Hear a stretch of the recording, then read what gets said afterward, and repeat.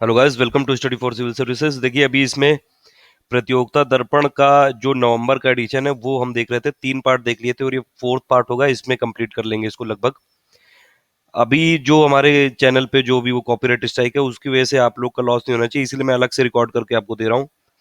वो वाला जो भी केस है वो शायद आज कल यूट्यूब ने रिजेक्ट कर दिया था, आज शायद वो फिर से ठीक हो जाएगा। वो हमने फिर से री अपील की है। और जो बंदा था जिसने झूठ ये हम लोगों पे कॉपीराइट का वो करा था, वो उसने भी अपनी तरफ से रिट्रैक्शन मेल डाला है। चलिए वो सब छोड़िए। अभी ये देखिए, अजू अजेंद्र राठौर जी के नोट्स हैं ये।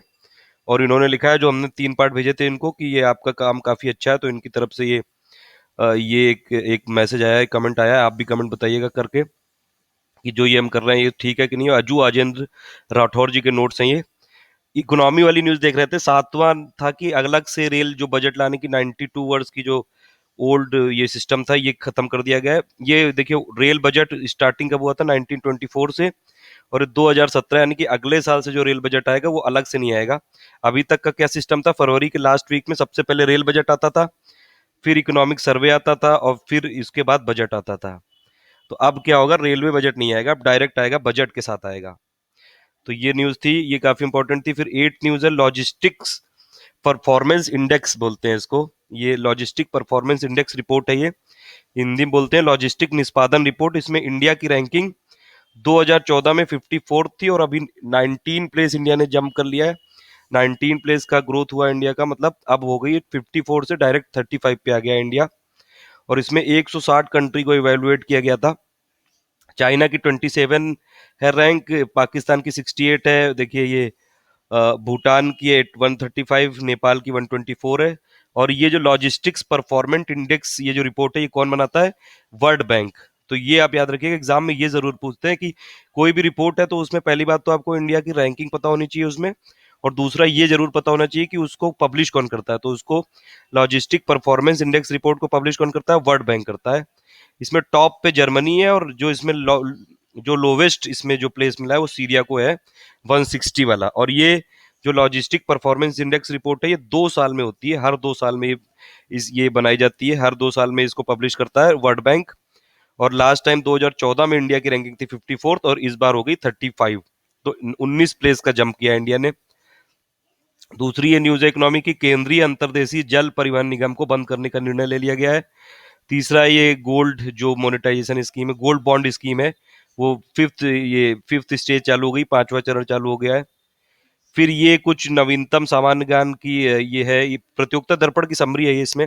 और ये जितने भी स्टेट पीसीएसएल एग्जाम है उसमें डायरेक्ट पूछ सकते हैं, क्योंकि जो पर्सन इन न्यूज वाले टाइप के क्वेश्चन आते हैं वो पूछ सकते हैं। जैसे कि अलका सुरोही न्यूज में थी, यूपीएससी की नई चेयरमैन बन गई है, ये एमपी कैडर की हैं।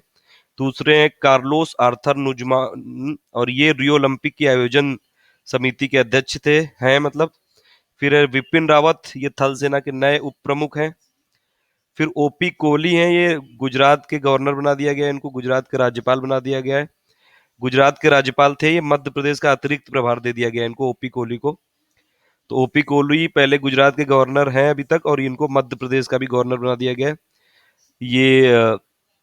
ये मैं आपको एक बात बता दूं कि देखिए, गवर्नर जैसे होता है एक स्टेट का, अगर उसको दूसरे स्टेट का भी बना देते हैं तो फिर जो भी उसका सैलरी और पर्क्स होते हैं वो सब दोनों स्टेट मिल के फिर आपस में डिसाइड करते हैं किस रेशियो में होना है, तो दोनों में डिवीजन हो जाता है मतलब उसके सैलरी का। फिर है सी विद्यासागर राव, ये महाराष्ट्र के राज्यपाल थे अभी तक, इनको तमिलनाडु का भी अतिरिक्त प्रभार दे दिया गया, तो राज्यपाल को मतलब एडिशनल रिस्पॉन्सिबिलिटी दे दी गई है। ओपी कोहली गुजरात के थे, उनको एमपी का एडिशनल रिस्पॉन्सिबिलिटी, और सी विद्यासागर राव महाराष्ट्र के थे, उनको तमिलनाडु की एडिशनल रिस्पॉन्सिबिलिटी दे दी गई। ओपी सिंह सीआईएसएफ के महानिदेशक बना दिए गए, सुधीर प्रताप सिंह एनएसजी यानी कि। और ये आर के पचनंदा, ये एनडीआरएफ है, नेशनल डिजास्टर रिस्पांस फोर्स है जो। और फिर ये वी के शर्मा है, ये एलआईसी चेयरमैन का इनको अतिरिक्त प्रभार मिल गया है। फिर ये देखिए कुछ जो इम्पोर्टेंट कंट्रीज हैं उसमें भारत के कौन कौन से राजदूत हैं, और ये उच्चायुक्त हैं, या एम्बेसडर जो होते हैं जितने भी। अमेरिका में है जो इंडिया के राजदूत हैं वो हैं नवतेज सरना, रूस में है पंकज सरन, ब्रिटेन में यशवर्धन सिन्हा, जर्मनी में गुरजीत सिंह, जापान में है सुजान और चिनाय, ऑस्ट्रेलिया में है नवदीप सूरी, इसराइल में है पवन कपूर, कनाडा में है विष्णु प्रकाश, इटली में है अरुण वाधवा, मलेशिया में टीएस त्रिमूर्ति और श्रीलंका में सरनजीत सिंह सिंधु और जयदीप सरकार है भूटान में, और हर्षवर्धन सिंगला है बांग्लादेश में, नेपाल में है रंजीत रॉय जी, म्यांमार में बी श्याम, पाकिस्तान में गौतम बम्बावले और चाइना में है विजय गोखले। तो ये कुछ प्रमुख देशों में भारत के राजदूत और उच्चायुक्त हैं। ये आपको नाम याद रखने चाहिए, ये पीडी में दिए हुए हैं प्रतियोगिता दर्पण में, और ये जितने भी स्टेट वाले जो एग्जाम होते हैं उसमें पूछे जा सकते हैं। फिर ये दूसरी न्यूज है, उच्च जितने न्यायालय हैं इंडिया में अभी 24 हाई कोर्ट हैं। पहले 21 से फिर 3 और बना दिए गए थे। ये नॉर्थ ईस्ट वाले स्टेट से त्रिपुरा बना दिया गया था, और ये मिजोरम बना दिया गया था, मणिपुर। तो ये हैं 3, और फिर ये देखिए इसमें ये जो जिनके मुख्य न्यायाधीश हैं यानी कि chief justice of high court हैं, ये कुछ स्टेट के जो chief justice of high court है उनकी नियुक्ति हुई है।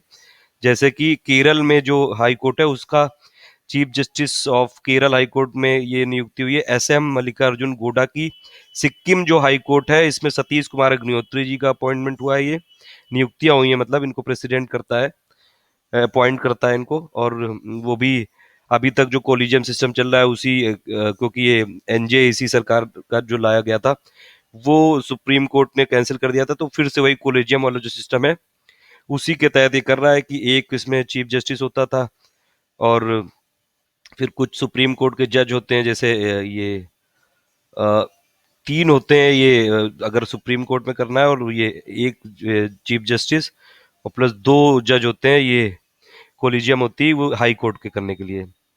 फिर तिन लियांग वाईफाई में ये वाईफाई है, ये त्रिपुरा के उच्च न्यायालय के चीफ जस्टिस हैं, और राकेश रंजन को मणिपुर उच्च न्यायालय। ये त्रिपुरा और मणिपुर ये नए जो हाई कोर्ट बनाए गए हैं, अभी 24 हो गए, पहले 21 थे मैंने बताया आपको। तो ये कुछ नए जो मुख्य न्यायाधीश हैं उनकी नियुक्तियां हुई हैं उच्च न्यायालयों में। फिर एक देखिए अवार्ड और ये सबसे रिलेटेड काफी सारे क्वेश्चन आते हैं जितने भी एग्जाम है ऐसे, स्टेट पीसीएस एसएससी और जितने भी एग्जाम है अभी आने वाले, उत्तराखंड का आरओ, यूपी का आरओ, इसमें ये काफी इंपॉर्टेंट है। जैसे सबसे पहला है पी शनमुगन, इनको अब्दुल कलाम पुरस्कार मिला है, और ये तमिलनाडु सरकार द्वारा दिया जाता है। तमिलनाडु के ही व्यक्ति को दिया जाता है जो कि सेंट्रल लेदर इंस्टीट्यूट के प्रधान वैज्ञानिक हैं, ये पी शनमुगन, इनको ये मिला है एपीजे अब्दुल कलाम पुरस्कार, और ये तमिलनाडु गवर्नमेंट देती है, तमिलनाडु के व्यक्ति को ही देती है। और फिर ये दूसरा है विश्व खाद्य पुरस्कार 2016 का, एक 4 लोगों को मिला है, मारिया एड्राडे, रॉबर्ट मोंगा, जॉन लो, होवर्थ बॉयस। फिर प्रेम भाटिया पुरस्कार है, ये पुरस्कार रिलेटेड है पत्रकारिता के क्षेत्र से, जर्नलिज्म के क्षेत्र से है ये। क्वेश्चन एग्जाम में ये भी पूछ सकते हैं कि Prem Bhatia is related to what field, तो इज प्रेम भाटिया अवार्ड या prize is related to journalism, और ये मिला है किसको, पी वैद्यनाथन को, पी वैद्यनाथन अय्यर को जो कि इंडियन एक्सप्रेस से हैं, और रेजी जोसेफ को।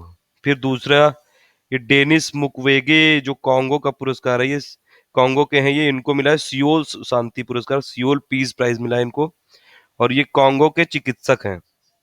तो सियोल पीस प्राइज किसको मिला है, डेनिस मुक्वेगे जो कि कॉन्गो के हैं, तो याद रखिएगा। फिर जॉन रोज जो कि अमेरिका के हैं, उनको स्टॉकहोम वाटर प्राइज मिला है, तो स्टॉकहोम वाटर प्राइज किसको मिला है, जॉन रोज जो कि अमेरिका के हैं। फिर विसार नाई, ये ऑस्कर पुरस्कार मिला है, ऑस्कर पुरस्कार मिला नहीं है, मतलब ऑस्कर पुरस्कार हेतु भारत की जो ऑफिशियल ये मतलब एंट्री होती है वो है ये विसार नाई की। विसार नाई ये फिल्म है, ये तमिल फिल्म है, और ये वेत्री मारन इनके निर्देशक हैं। तो मतलब कई बार ऐसा होता है कुछ सालों में कि कुछ ऑस्कर में एंट्रीज भेजते हैं हर कंट्री, तो वही ये इंडिया की तरफ से जो आधिकारिक प्रविष्टि है, मतलब ऑफिशियली ये एंट्री की गई है ऑस्कर के लिए, कि मतलब ऑस्कर के लिए हमने नाम दिया है विसार नाई का, जो कि तमिल फिल्म है, और वेत्री मारन इसके निर्देशक हैं। फिर ये काफी इंपॉर्टेंट न्यूज है, जो पीएम का आपने सुना होगा न्यूज में, कई बार रेस कोर्स 7 रेस कोर्स की बात करते रहते हैं, वहां पे पीएम रहते हैं जो कि प्राइम मिनिस्टर ऑफ इंडिया है। तो अभी तक उसका नाम 7 रेस कोर्स था, अब उसका नाम क्या हो जाएगा, लोक कल्याण मार्ग। तो ये आप याद रखिएगा जरूर, ये पूछेंगे जरूर एग्जाम में, देखिए ना कई सारे न्यूज में आया था, और ये रेस कोर्स का नाम हो गया है अब लोक कल्याण मार्ग। अब देखिए ये इसकी जो भी लिमिट है ये खत्म हो रही है, 10 मिनट का वीडियो, बाकी अभी नेक्स्ट पार्ट में करते हैं। बस यही प्रॉब्लम होती है कि देखिए लाइव रिकॉर्डिंग नहीं हो पा रही, लाइव रिकॉर्डिंग होती तो टाइम की लिमिट नहीं रहती, और लगातार हम करते रहते और पूरा वीडियो एक ही बार में खत्म कर देते।